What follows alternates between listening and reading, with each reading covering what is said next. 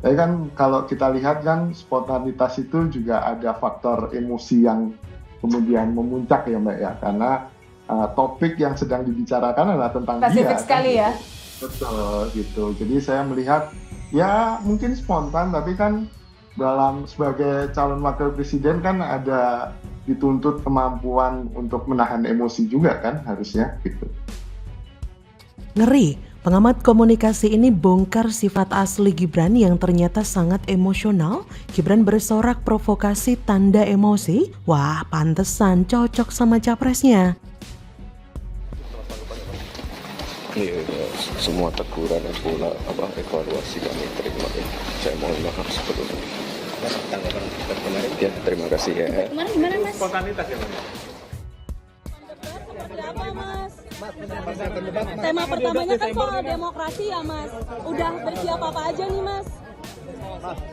Mas, ayo Mas, jangan rapi dong Mas. Jangan rapi dong Mas, please. Soal persiapan debat nih Bang. Iya, sudah. Temanya kan soal demokrasi dan penegakan hukum ya Mas. Kalau nggak salah Mas Gibran persiapannya apa aja Mas? Ya, sudah. Doakan lancar ya. KPU tegur Gibran karena bersorak saat debat capres. Padahal di situ sudah jelas loh aturannya, yaitu tidak boleh bersorak ketika debat capres tersebut dilaksanakan. Ya karena memang di situ debat ya, di sini bukan pertandingan tinju atau semacamnya. Tetapi di situ terlihat pada waktu lalu, yaitu Gibran di sini bahkan secara tidak langsung yaitu ya menjadi pemandu untuk sorak-sorai. Halo, selamat datang di channel Redaksi Jurnal bersama JJ. Debat calon presiden dan calon wakil presiden menjadi salah satu rangkaian agenda pemilu 2024. Sebagai bentuk pelaksanaan amanat undang-undang, KPU sebagai penyelenggara pemilu 2024 telah menggelar acara debat capres dan cawapres. Ajang debat capres dan cawapres menurut sebagian kalangan merupakan kesempatan untuk mendulang suara di pemilu 2024. Terkait dengan penyelenggaraan acara debat perdana capres-cawapres yang sukses terselenggara, publik masih terpaku pada aksi pasangan nomor urut 2. Pertanyaan kritis dari Capres Anies terhadap Capres Prabowo disikapi sejumlah kalangan sebagai bentuk reaksi emosional. Di samping pemilihan diksi dan ekspresi wajah serta gestur tubuh Prabowo, ternyata publik juga menyoroti perilaku Gibran Rakabuming Raka yang tidak biasa. Sewaktu Prabowo sibuk menjawab pertanyaan Anies di kursi penonton, Gibran justru terlihat seperti sedang sibuk menjadi pemandu sorak. Sehubungan dengan sikap yang ditunjukkan Gibran, analis komunikasi politik UNPAD memberikan tanggapannya. Menurut Kunto Adiwibowo, reaksi Gibran saat berlangsungnya debat capres tidak salah apabila dimaknai sebagai gimmick politik ataupun reaksi alamiah. Lebih lanjut, Adiwibowo menambahkan latar belakang penilaian atas reaksi tersebut bisa terjadi karena beragam pertimbangan. Menurut tim pendukung, reaksi yang ditunjukkan Gibran yang tiba-tiba berdiri dan mengipas kedua tangan adalah bentuk ekspresi diri dan spontanitas agar tidak tegang. Tapi kalau dilihat-lihat, spontanitas itu juga ada faktor emosi yang kemudian memuncak karena topik yang sedang dibicarakan adalah tentang Gibran yang menjadi cawapres lewat putusan MK. Kunto Adi melihat ada kemungkinan yang dilakukan oleh Gibran adalah hal yang spontan, tapi dalam kapasitasnya sebagai cawapres ada tuntutan kemampuan untuk menahan emosi juga. Jadi menurut Kunto Adi, ini adalah salah satu bentuk tidak bisanya Gibran dalam mengontrol emosi. Menurut Kunto Adi, ini merupakan masalah kepantasan dan bagaimana seseorang menempatkan diri pada sebuah peristiwa atau sebuah event. Memang pada saat acara debat itu, Gibran sangat terlihat tertekan dan terlihat juga sangat emosional karena tidak bisa menahan tekanan. Di berbagai media yang beredar, Gibran saat ditanya oleh wartawan pasca debat juga sangat irit bicara, bahkan terkesan cuek dan ketakutan dengan pertanyaan dari wartawan.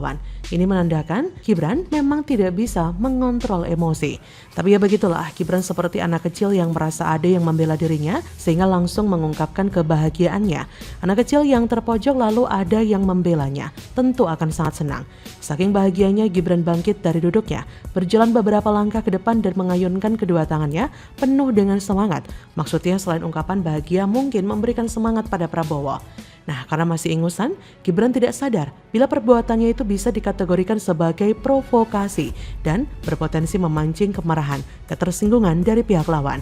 Untung saja lawannya sudah berpikiran dewasa, sehingga tidak meresponnya seperti anak kecil. Baru debat pertama Gibran sudah ditegur. Tim 02 sepertinya harus membriefing Gibran di setiap debat capres, bahkan di acara lainnya agar tidak melakukan hal yang memalukan. Tapi sepertinya itu akan percuma, toh Gibran juga masih awam dalam dunia pemerintahan, jadi akan sangat minim kiprahnya membantu membantu seorang presiden untuk menuangkan gagasan menjadi sebuah program yang membawa kemaslahatan. Garis besarnya memilih pemimpin bukan karena termakan gimmick gemoy yang ternyata hanya untuk menutupi kearoganan. Pun memilih pemimpin bukan hanya melihat dia putra presiden, karena memang belum tentu ia mewarisi bakat serta pemikiran cerdas yang dimiliki ayahnya. Bagaimana menurut Anda?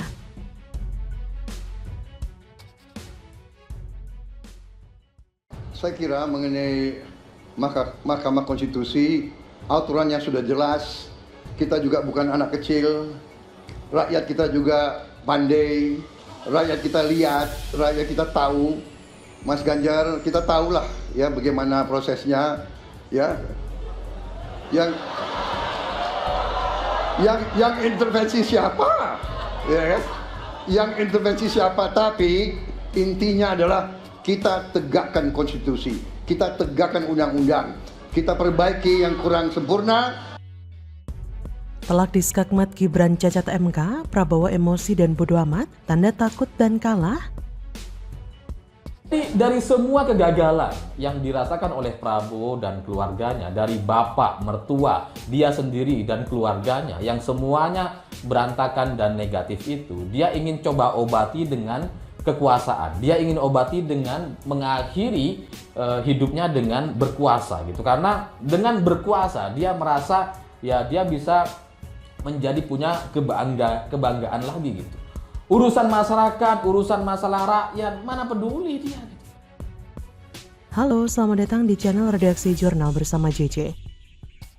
Prabowo akui bodo amat dengan sindiran Anies Baswedan soal Gibran menjadi cawapres jalur putusan MK yang melanggar etik.